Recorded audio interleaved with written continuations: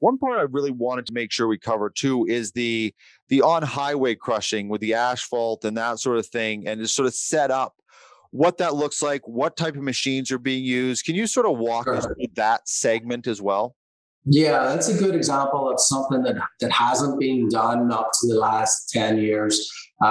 Usually, when there's road construction, bridge demolition, all the material has to be hauled away to a separate site, crushed, and then hauled back, and not necessarily within the scope of the contractor that's doing it. So, what I've noticed is that more and more I see on highway projects, impact crushers on the highway crushing the material that they are taken up with either milling machines or excavators, or if a bridge is coming down, putting that concrete into the impactor, crushing it on site and almost windrowing it in piles along the highway to be put back down as road base. So you can imagine the savings and the logistics savings that a contractor will reap the benefit of by having a crusher on the side of the highway. Or I-120 RS has a capability of pre-screening the material.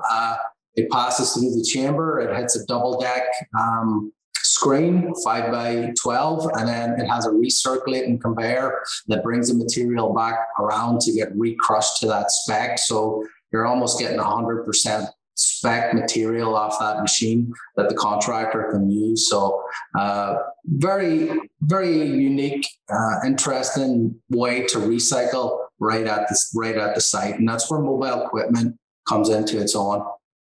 That must be, I mean, that the demand for that must just be continuously increasing. I mean, I can't imagine in 20 years they'll be hauling stuff away to then crush it, and like that's going to get eliminated, I would think. Yes. We're starting to see that now. People are taking advantage of those cost savings. Yeah. So, Is there, oh, sorry, go ahead. No, go ahead. Sorry. Oh, I was just going to ask, because you mentioned a couple of the units for both the asphalt and the concrete, or do you mentioned the 120 RS? I was just wondering, is that the unit, or are there multiple sizes, or just the setup of that? There is multiple sizes, but for the transport limitations, that machine packs a punch for its size. So anything bigger than that, you have to split it into two pieces, right, and it becomes expensive to move. But this machine can be moved in one piece. There is a smaller unit, an IC 110 RS. It's new to the market, but I personally have more experience with the 120 RS. It's a fantastic unit. So I guess what you kind of need it to be able to, it's probably important to be able to easily transport it because of the nature of road work. You're obviously continually moving your central site. Yes. Yeah.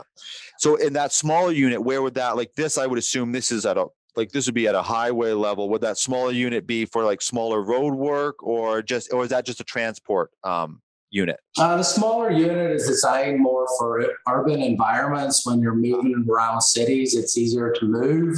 It's designed for the smaller recycler or contractor that doesn't have the larger trailers to move it around. So we try to find a piece of equipment for every section in the market.